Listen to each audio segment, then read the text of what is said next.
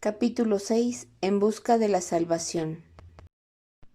Capítulo 6. En busca de la salvación. Ira, pavor, frustración, miedo, desesperación.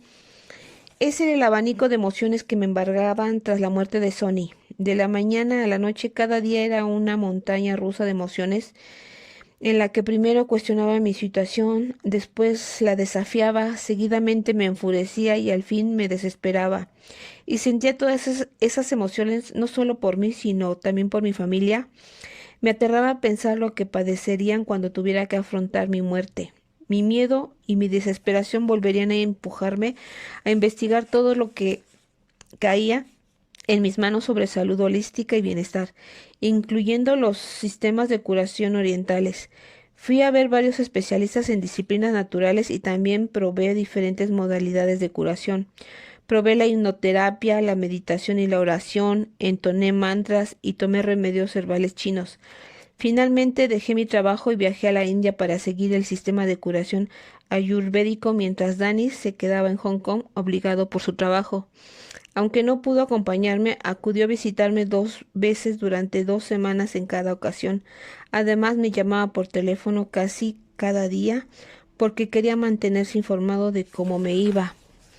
Fui a la ciudad de Pune, la misma donde murió mi padre, para aprender más sobre el yoga y el ayurveda, a través de un maestro que residía allí. Pasé 6 meses en la India y en ese tiempo sentí que por fin estaba recuperando la salud. Mi maestro de yoga me impuso un régimen muy exigente. Tenía que seguir una dieta muy específica de comida vegetariana y remedios herbales, y realizar una rutina de asanas, o sea, posturas, de yoga todos los días al amanecer y al atardecer. Estuve siguiendo ese régimen varios meses y empecé a sentirme mucho mejor. El gurú que me trataba ni siquiera creía que yo tuviera cáncer. Le dije que los médicos me habían hecho pruebas y que habían confirmado que tenía un linfoma, a lo que él respondió: ¿cáncer? Es solo una palabra que da miedo. Olvídate de esa palabra y céntrate en equilibrar tu cuerpo. Las enfermedades no son más que síntomas de desequilibrio. Ninguna enfermedad perdura cuando todo el sistema está en equilibrio. Disfruté mucho el tiempo que pasé bajo la tutela de mi maestro de yoga y él me ayudó a aliviar mis miedos con respecto al cáncer. Al cabo de 6 meses él estaba convencido de que ya me había curado y yo también. Me sentía victoriosa como si hubiera hecho un gran avance y estaba deseando volver a casa para reencontrarme con Danny. Le echaba mucho de menos y tenía muchas cosas que compartir con él. Cuando volví a Hong Kong, al principio mucha gente me dijo que tenía muy buen aspecto.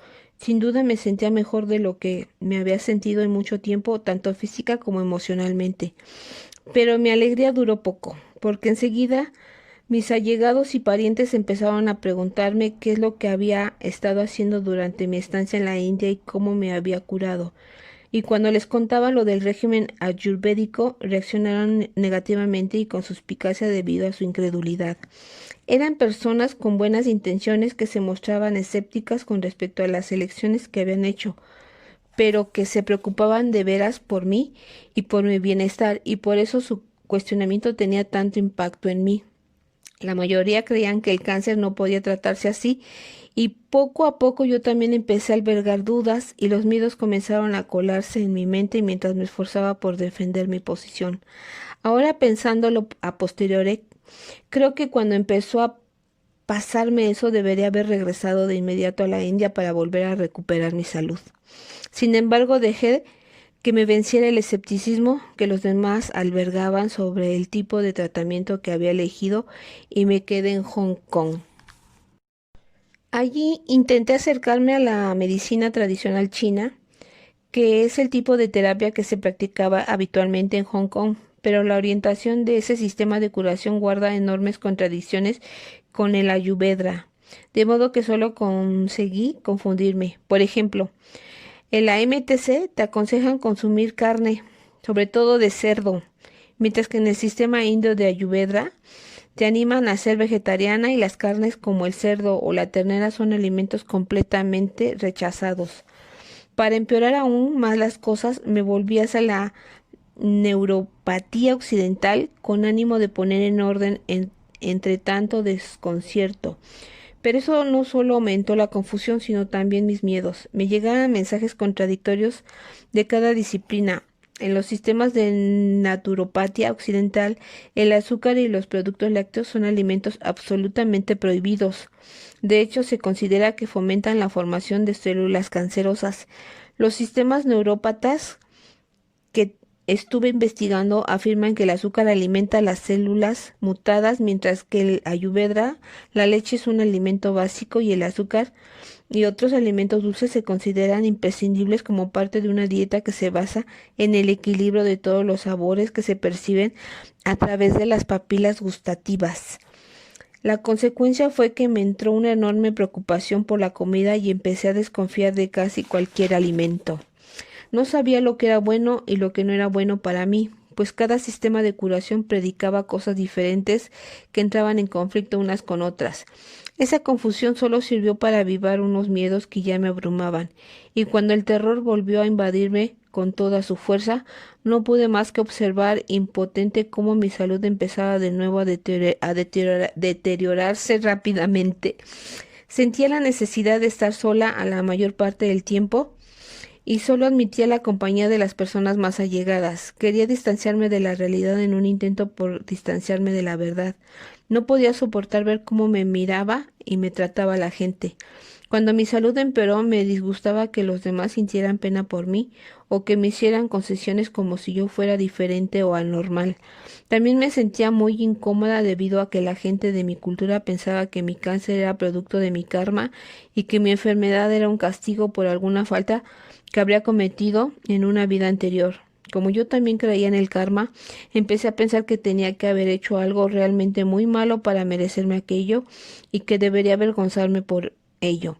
Lo que me estaba pasando parecía un castigo y eso también me hacía sentir impotente. Si esto es la respuesta de algo que hice en una vida anterior, ¿cómo puedo cambiarlo? ¿Qué puedo hacer para remediarlo ahora? Me preguntaba. Esos pensamientos me provocaban una sensación de completa impotencia. No obstante, mientras soportaba todo ese peso, yo fingía que no pasaba nada. Me reía y charlaba con todos, incluso cuando no tenía ganas, porque era importante para mí no preocupar a nadie.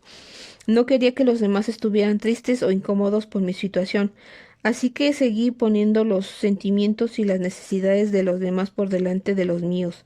Mucha gente me decía lo valiente que era y cómo admiraban mi forma de sobrellevar la enfermedad, y otros comentaban lo positiva y lo contenta que estaba siempre, pero que yo no me sentía así en mi interior.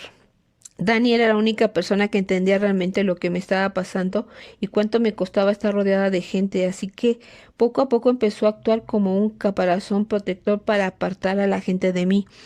En presencia de otros yo siempre me sentía obligada a fingir que me sentía feliz y positiva, pues no quería que nadie se sintiera mal por mí y se preocupara. Eso con el tiempo comenzó a agotarme hasta el punto de que ni siquiera tenía fuerzas para coger el teléfono. No quería hablar de mi enfermedad, no quería el consejo de nadie sobre cómo llevar lo que ocurría en mi interior, ni me sentía capaz de responder repetidamente las preguntas que me hacía la gente que se preocupaba por mí. Dejé de salir y me quedé en la seguridad de mi casa, porque aparte de que no sentía bien mi salud, mi apariencia física delataba lo enferma que estaba. Me costaba respirar, tenía las extremidades demasiado delgadas y no podía mantener la cabeza erguida. La gente se me quedaba mirando y aunque sabía que no lo hacían por desprecio o desagrado, sino por curiosidad o tal vez por compasión, me herían sus miradas y sus comentarios. Cuando los sorprendía mirando, apartaban la mirada bruscamente y podía notar su incomodidad. Reconocía la emoción que había tras sus expresiones, porque también yo había tenido ese mismo sentimiento en presencia de un enfermo. Sabía que sentían pena de mí. Pronto reconocí que esa era la reacción habitual en la gente que me veía o que interactuaba conmigo y empecé a lamentar que mi presencia hiciera que los demás se sintieran incómodos. Así que dejé de salir del todo. Al poco tiempo me encontré encerrada en mi propia jaula de miedo y desesperación, y mi experiencia de la vida fue empequeñeciendo cada vez más. El tiempo se deslizaba entre mis dedos a una velocidad de vértigo. Para mí, cualquiera que no tuviera cáncer tenía suerte. Envidiaba a cualquier persona sana, fueran cuales fueran las circunstancias de su vida. Esas personas eran afortunadas porque no tenían dentro ese demonio que estaba devastando sin clemencia mi cuerpo, mi mente y mi vida. Todas las mañanas me levantaba con un destello de esperanza. Hoy puede ser el día en que las cosas cambien, pero cada tarde concluía con la misma sensación pesada y familiar, y cada noche portaba una derrota mayor que la del día anterior. Desilusionada empecé a preguntarme qué era lo que quería mantener con esa lucha tan feroz. Fuera lo que fuese, ¿qué importaba ya? De todas formas, tránsida de dolor y miedo, ya no le veía sentido a proseguir con esa lucha. Me vencía el cansancio, estaba empezando a rendirme, comenzaba a admitir que estaba derrotada. Por aquellas fechas me encontraba ya entrando y saliendo del hospital constantemente para realizarme transfusiones de sangre y otros tratamientos. Cuando estaba en casa me pasaba la mayor parte del día durmiendo o descansando. No podía salir ni caminar durante largos periodos de tiempo. Con solo media hora de actividad me quedaba exhausta sin aliento. Estaba perdiendo peso con mucha rapidez y tenía fiebre permanentemente. ¿Cree que mi enfermedad puede todavía mejorar en esta fase? Le pregunté al médico un día, tras efectuarme el escáner corporal rutinario para evaluar mi situación. Le diré a la enfermera que venga para ayudarla a vestirse, repuso él por toda respuesta, apartando la mirada. Lo que no me dijo es que quería hablar con Dani en privado. Hay mucho poco que se pueda hacer ya, le dijo el médico a Dani en privado, fuera de la consulta. Miró a mi marido directamente y prosiguió. Le quedan 3 meses de vida, en el mejor de los casos. Los últimos escáneres muestran que los tumores han crecido y han aumentado de número y que el cáncer se ha extendido de forma bastante agresiva por su sistema linfático. Es demasiado tarde hasta para la quimioterapia. Su cuerpo no podía soportar la toxicidad de esa fase. Está demasiado débil para cualquier tratamiento. Ahora se irá debilitando cada vez más hasta que se vaya acercando a la muerte. Lo siento. Aunque Dani hizo el fuerte y en ese momento me ocultó lo que le había dicho el médico, me lo dijo meses después. Yo supe inmediatamente que algo no iba bien. Hacía tiempo que él faltaba muy a menudo al trabajo para cuidarme, pero después de esa visita al médico dejó de acudir a su empresa y se negó a separarse de mi lado. Un día le pregunté desde mi cama de enferma, ¿voy a morirme? Todos nos vamos a morir algún día, respondió. Lo sé, tonto, le respondí. Quiero decir que si me voy a morir ahora por culpa del cáncer. ¿Y si muero? Entonces iré donde sea que estés y te traeré de vuelta, me respondió con cariño acariciándome la cabeza, que yo mantenía apoyada sobre la almohada. Eso fue unas 6 semanas después de la última visita al médico. Para entonces ya me costaba mucho respirar y tenía que llevar conmigo a todas partes una bombona de oxígeno portátil. No podía tumbarme, sino que tenía que estar siempre incorporada para no ahogarme en mis propios fluidos. Cada vez que intentaba tumbarme o adoptar otra postura, empezaba a toser y no podía respirar, así que cambiar de posición en la cama era una tarea imposible y el cuerpo se me llenó de úlceras. Mi sistema estaba tan invadido de toxinas que la piel se veía obligada a abrirse para expulsar el veneno que mi cuerpo ya no era capaz de contener. Muchas veces me despertaba sudando copiosamente y con la ropa empapada. Los sudores nocturnos son un síntoma habitual del linfoma. A menudo me picaba toda la piel como si hubiera un hormiguero paseándose por todo mi cuerpo. Recuerdo una noche en que el picor era tan fuerte que no se iba por mucho que me rascara. Dani sacó cubitos de hielo del congelador, los metió en unas bolsas herméticas y los dos nos pusimos a frotar con ellas mis piernas y brazos y cuerpo para calmarme la piel inflamada. Nos costó mucho tiempo, pero al fin el picor se amortiguó. En ese momento ya dependía completamente de los cuidados de Dani, y ambos nos pasábamos la mayoría de las noches sin dormir. Él se anticipaba a todas mis necesidades antes de que surgieran. Me vendaba las heridas y me ayudaba a lavarme el pelo. Aunque me sentía culpable debido a que él tenía que pasar los días cuidando de mí, sabía que no lo hacía por obligación, deber o responsabilidad, lo hacía por el gran amor que me profesaba. Mi sistema digestivo dejó de absorber los nutrientes de la comida y empecé a mostrar signos de desnutrición. Dani me compraba mis bombones preferidos y mi madre me preparaba mis platos favoritos para intentar que comiera, pero no tenía apetito y además mi cuerpo era incapaz de absorber lo poco que no vomitaba, de modo que se me fueron consumiendo los músculos hasta que pronto ya no pude caminar. La única movilidad que tenía era gracias a una silla de ruedas. Mi cuerpo empezó a consumir las proteínas de mis propios músculos para sobrevivir y no tardé en parecer una de esas niñas que salen en los anuncios de las campañas de ayuda a las naciones asoladas por el hambre. Me convertí en un esqueleto y la cabeza me pesaba tanto que apenas podía levantarla de la almohada. Seguí entrando y saliendo del hospital a menudo, pero cuando iba solo quería salir de allí rápidamente para volver a casa. Los hospitales me parecían fríos, asépticos y deprimentes, y estar en ellos hacía que me sintiera aún más enferma de lo que estaba. Así que contratamos una enfermera para que me atendiera durante el día. Mi madre y mi marido no se separaban de mi lado en esos días y además Dani se pasaba las noches sentado a mi lado. Quería asegurarse de que seguía respirando y estar allí en caso de que llegara el momento de mi último aliento. La tos me impedía dormir la mayoría de las noches, de modo que agradecía tener allí su constante y tranquilizadora presencia.